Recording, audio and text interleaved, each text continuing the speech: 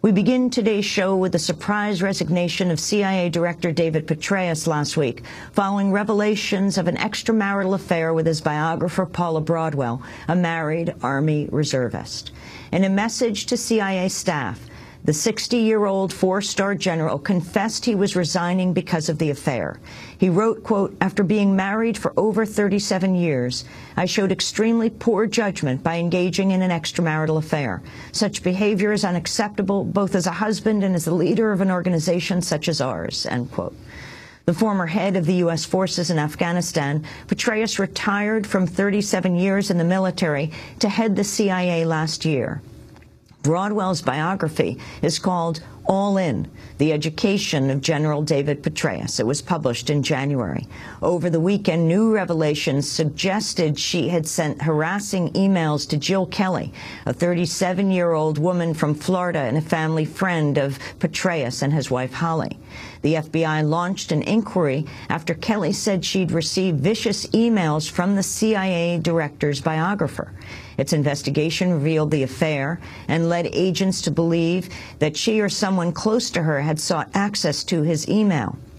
Well, on Sunday, Democracy Now! Spoke to historian Juan about the significance of Petraeus' resignation. Juan is professor of history at the University of Michigan. His most recent book is called Engaging the Muslim World. I was opposed to General Petraeus becoming head of the CIA in the first place because one of the CIA's charges is to evaluate policy.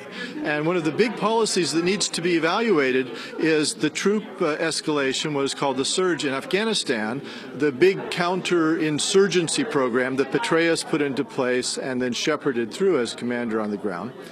And the CIA can't properly evaluate that program if its head is the author of the program. And I'm sure the analysts tried, and maybe, you know, Petraeus tried to be objective and so forth, but it's just not right. So I think that's the real issue here, is why did the Obama administration put an actor in a military role then as the head of the agency that we evaluate the actions. And I think that we need a big national debate about Obama's troop escalation in Afghanistan. It was a failure. And we're now committed, Obama is committed to withdrawing in 2014. I mean, I think that's generally a good thing. But did we really need the troop escalation? How well did it work? Should we do any more of them? All of those things can't, you know, be addressed unless we have a national debate on this policy. And I'm disturbed that, you know, I'm sure General Petraeus' Gmail was very important and that the security issues were there and so forth. But really, that's not the big issue here. It's interesting this all takes place as Robert Bales is being questioned whether he will be court-martialed for the murder of 16 Afghans he's now at Fort Lewis McChord in Washington State. Yeah, well, that's another kind of issue that, you know, I'm from a military family, Amy, and I really mind that the events in Afghanistan are kind of offstage. We have almost no mainstream media reporting on Afghanistan. Our guys are out there fighting, and if they get killed, it's on page 17. And it's not right. It's not right for a country to be at war unless it's committed to the war. It's not right to have the war proceed off stage. It's not right not to have any public discussion of the mistakes that were made, the kind of command structure that was there. Obviously, there's a lot of troops there who have been in a lot of rotations and are some of them, I think, probably have a lot of PTSD, and there's a lot of issues here which our country is not coming to grips with. When you talk about the surge failing, why did the surge in Afghanistan fail? Well, I believe that it was doomed to fail because the way that Petraeus and his colleagues conceived of a counter-insurgency program was they had this mantra, take, clear, hold, and build. So they would take a village, clear it of Taliban, hold it for some months to reassure the local people, Taliban are not coming back, you don't have to be afraid of reprisals if you cooperate with us, and then build up local police, local security. At one point, General McChrystal talked about bringing government in a box from Kabul. I mean, this entire project was so fantastic and unconnected to reality. And Kabul barely has a government itself, much less having boxes full of them to send around to the provinces. And it was overambitious in order for this kind of thing to succeed, and I doubt it could succeed. I mean, it required convincing Pushtun villagers that they should like us better than their cousins, right? I mean, how likely was that? But if it were going to succeed, it would have required a lot more troops that were committed to it. So we had that famous Marja campaign, remember? And then they said they're going to do Kandahar, and then the whole thing petered out, and we never heard anything more about it.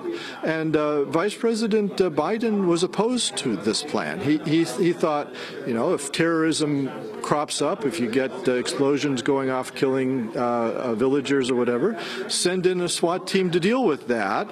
And instead of trying to kind of reformulate Afghanistan, and they did it relatively, attempted to do it relatively on the cheap. And so in my view, it was one of the big mistakes of Obama's first term, was this attempt to do counterinsurgency on that scale in Afghanistan, and it clearly failed. Anything else we should know about General Petraeus? Well, I think General Petraeus, in his heart, was opposed to the Iraq War, and a little bit puzzled as to what in the world the Bush administration thought it was doing, because there's that famous interview he gave early on, and when he was in Mosul, he said, "How does this end?" He couldn't even conceive of it. And I think, I saw him on television interacting with Arab families. It was said in Mosul, he went to them and said, what do you need? What can I get you? So I think among the generals who served in Iraq, he was one of the ones who tried to reach out to people and tried to accomplish something. But I think he learned the wrong lessons from Iraq, because the U.S. was defeated in Iraq. And the only reason that they didn't have to leave on helicopters suddenly at the end was because the Shiites ethnically cleansed the Sunnis. And it happened around the same time as the Petraeus troop escalation or surge in Iraq. And I think he took the wrong lesson from what happened in Baghdad. He kind of allied with the majority community and so had a fairly soft landing, and then took it off and tried to replicate it in Afghanistan. I think that was the big error. And there's this personal issue that cropped up that ruined his career at the end, I think, is very much a minor thing as a historian, I have to say, compared to, his big exploits in Iraq and Afghanistan. But the tragedy here I take away is that even with someone like Petraeus, who had a PhD in international studies, is an intelligent, competent man, I think often was trying to do the right thing, was put in an impossible situation. The days when a great power can successfully occupy a global South country were over with, and the project for the new American century simply wouldn't come to terms with that reality. And so in many ways, General Petraeus's career got ruined twice. And what do you mean, Project for New American Century, PNAC? Explain what that is. Well, the Project for the New American Century was thought up by the neoconservative movement in the late 1990s. They felt that the Soviet Union had fallen, the U.S. was now the sole superpower, what the French call a hyperpower, and that it could act with impunity. So if it wanted to invade and occupy Iraq and reformulate Iraq and put a government in and exploit Iraq's natural resources like the petroleum, that it could do so without opposition. And while it is true that, Russia and China didn't interfere with the United States going into Iraq in that way, the Iraqi people did. The Iraqi people were educated, mobilized. Iraq had a big pharmaceutical and other industries, petrochemicals. They were wired, they were educated, then networked, and they inflicted damage on the U.S. military all along the way, and it came both from Sunnis and from Shiites. Many Iraqis simply never accepted the idea of a foreign occupation of their country, and it failed. The Project for a New American Century formulated as a proposition that the U.S. could be an empire on the old British model, that you could bring back the age of empire in that way. That crashed and burned, and it crashed and burned because people in the global South are now mobilized, both politically and socially, and it was the lack of mobilization in the old 19th century empires, when people were in 300 people in a village and they weren't literate and they weren't connected with each other. Okay, then maybe the British Empire could exist. But that's not the situation anymore. And what I'm saying is that Petraeus was sent to these countries by the Project for a New American Century. It was the big neoconservative thinkers who thought up these kinds of wars and these kinds of projects for occupation and reformulation of entire countries. And they are anachronistic.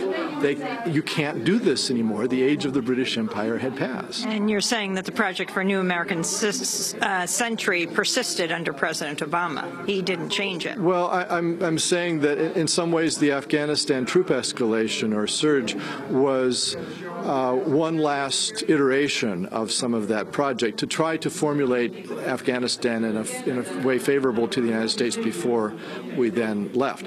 And again, I should be clear, I don't think that that's what President Obama wanted. He went to the Pentagon and asked, give me 3 plans, you know, an ambitious one, a less ambitious one, and a minimal one. And they stonewalled him for 9 months. And he was in a position where people in Washington were saying, well, what are you going to do? You're president now. You need a plan. And he went back to the Pentagon and said, well, where's the plan? And they said, well, we've got one for you, but the others are going to take a while. So they kind of boxed him in to this troop surge. And Petraeus' role in that? Petraeus was the one who boxed him in. So Petraeus got what he wanted, but in my view, he got a failed policy. And finally, this day, this weekend, has been very important for not only for one Pakistani 14-year-old girl, but for a nation. Can you talk about Malala, what's happening with her, and how that fits into the story of the U.S. presence in Afghanistan and Pakistan? Well, Malala Yousafzai was shot in the head by a radical Talib, one of the Taliban in Pakistan, because she had become well known for her advocacy of girls' education. She was from the Swat Valley in Pakistan. The Swat Valley was a place that the Taliban briefly took in 2009, and the Pakistani military, partially under the pressure from the Obama administration, went into Swat and expelled the Taliban largely. Of course, they're still around somewhat. So one of them shot Malala. And she survived. I think she'll have a slow but successful recovery. Saturday was Malala Day all through the world. And in Pakistan, girls came out in demonstrations asking for the right to be educated all through the country. The UN is also putting pressure on the Pakistani government to devote more resources to children's education in general, which the Pakistani government is making noises that it may try to do more. The way in which this intersects with the story of the United States in the region is, first of all, the Afghanistan War as it was fought by the Bush administration with search and destroy missions and an attempt to put in large numbers of Western troops radicalized the Afghan population. In 2001, when the Taliban fell, Afghans were largely happy about that. The Taliban were disliked. But if they were going to have 140,000 Western troops in their country, well, a lot of the Pashtuns in particular minded that, and sort of you had a revival of Taliban sentiment, which then spilled over onto northern Pakistan. But I think that the U.S. made a big mistake by trying to stay in Afghanistan after 2002. It should simply have withdrawn and let the Northern Alliance try to make its alliances and govern.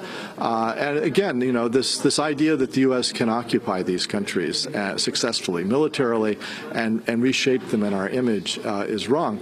And a lot of people say, well, the U.S. had a responsibility to help Afghan women. And, you know, Gayatri Spivak defined colonialism as white men saving brown women from brown men. And there's, you know, and Newsweek covers and sort of have adverted to this kind of project.